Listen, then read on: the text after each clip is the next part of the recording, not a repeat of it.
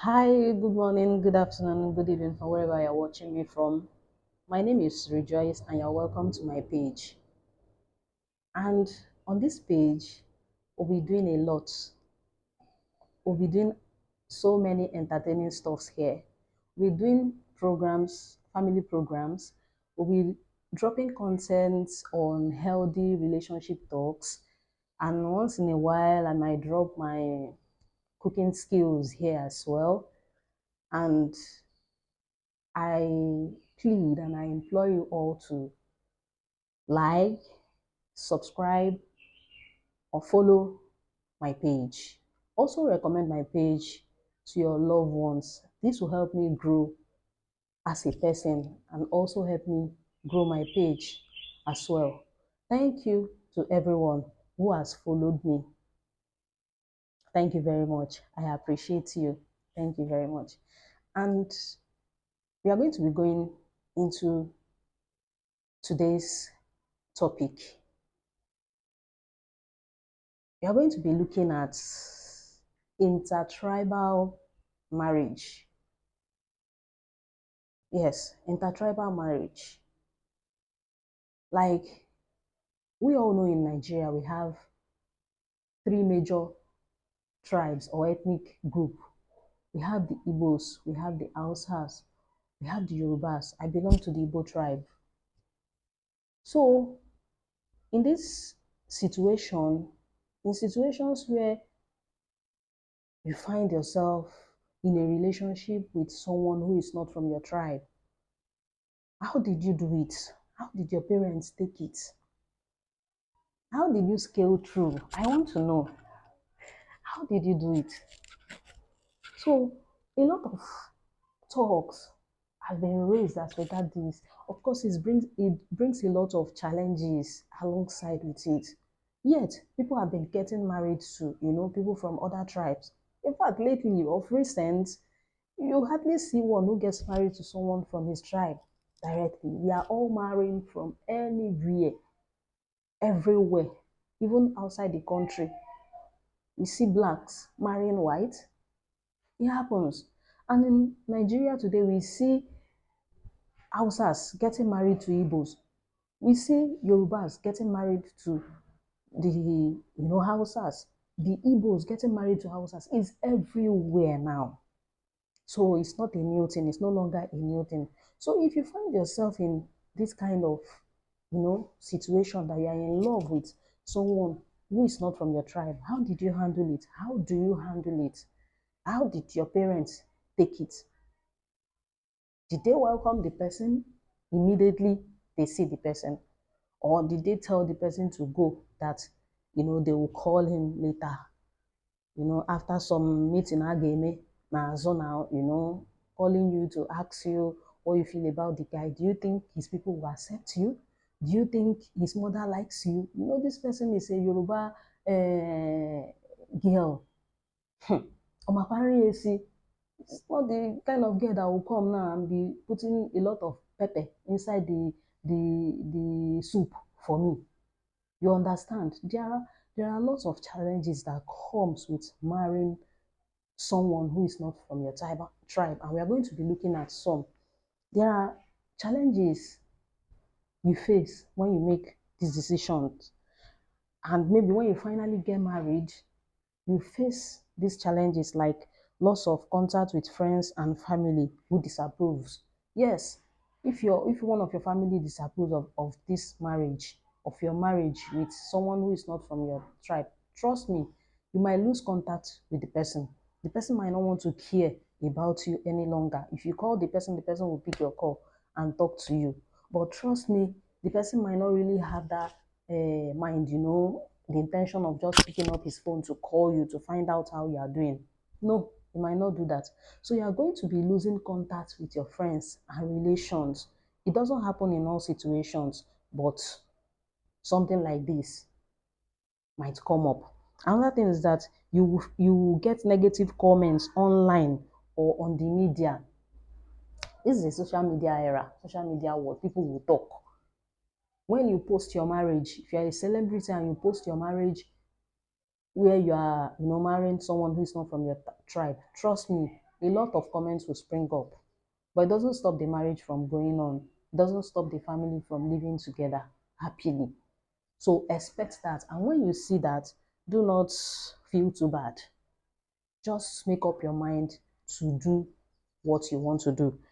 Rejection from families and disinheritance. Yes, it can get to a point where your parents will tell you that if you marry this person, you will not share from my inheritance. I will make sure I distribute everything that I have to your brothers or to your sisters, and it will not get to you. Some people with fear, they obey their parents, you know. But if you are one whose father, have a lot of properties, you might want to give up the relationship, especially when you have looked at the side of the guy. Doesn't look like the guy is doing so well or his family does so well, you might want to come back and listen to your parents so that you will not lose whatever they have in stock for you. Another challenge you might face is adapting to their meal. I, as a person, I don't really enjoy, I'm from the Igbo tribe, but I don't really enjoy Yoruba meals. I don't mean any, I'm not trying to be rude here, but it is the truth. The Yoruba food that I enjoy is, I think, ofada, because I make it myself to ofada stew. I do that. So I enjoy that meal, but I don't find it interesting to eat their meal. My children, they eat their food. My husband does as well, but for me as a person, I don't see it as something I can cope with. So you are going to be having challenges with the meals. If your husband is a type of man, let's say he's an Igbo man, if he's a type of man that enjoys real homemade food, your okazi, I'm from Abia State, so we prepare okazi a lot. Your ogbono, the Igbo type of preparing ogbono, not nke a etinye ose, etinye nka. No, ofe akwọrọ aka shie, you understand? A meal that is well prepared. Ofe nsala, all these our delicacies. If your husband is one who enjoys such meals, be ready to prepare. If not, you will see him, he will be going out to eat these meals, which is not too healthy for him and for your marriage. So you have a challenge, you face a challenge with the meals. You need to learn how to make those meals. Do you get? And if you have a good mother-in-law, please be close to her. She will teach you how to make these meals so that your husband can have good food at home. You'll be having issues with culture and traditions and belief. Trust me, we don't have the same culture with Yorubas, and our beliefs are quite different. So be rest assured that you're going to be having those issues. Another issue that you're going to be having is language barrier.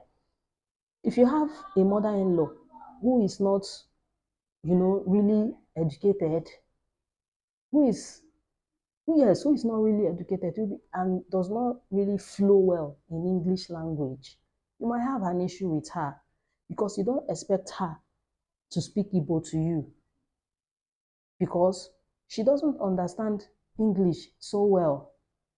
So how will she flow with you while you speak English to her? She doesn't understand. She doesn't really understand. How does she respond to you? Or you'll be using sign language.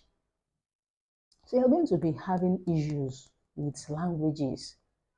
And over time, you can cope with that because if you are one who is very close to your husband, you can actually learn how to speak. You can learn how to speak. I am from Abia State. My husband is from Imo State. But from the time we started, courtship, I started learning how to speak Owerri. And I can speak Owerri so fluently and perfectly. I understand everything in Owerri. So before we got married, I was already speaking their dialect. Though this is Igbo to Igbo, I quite understand. So in same vein, if I was married to another person, I would have, channeled same strength into the relationship to ensure that I pick some necessary, some key words that you can easily communicate with. So those are the challenges you might likely face. And there's one positive effect it gives. In as much as it has disadvantages, I also picked one good advantage, which is it unites people. It unites your children. If the husband is from the Igbo land, the wife is from Yoruba land, you will hear a name like you will hear a name like Chigozrim, Okpemikpo, Adesanya. You have picked an Igbo name, you are picking a Yoruba name together. So anyone who sees that child will want to know why the child is having two ethnic, different ethnic name, or how do I say it? You want to know, you'll be inquisitive. Ah, guy or dear, how are you? Why are you having two names? Is your mother from the Igbo side or your father? So it brings that togetherness.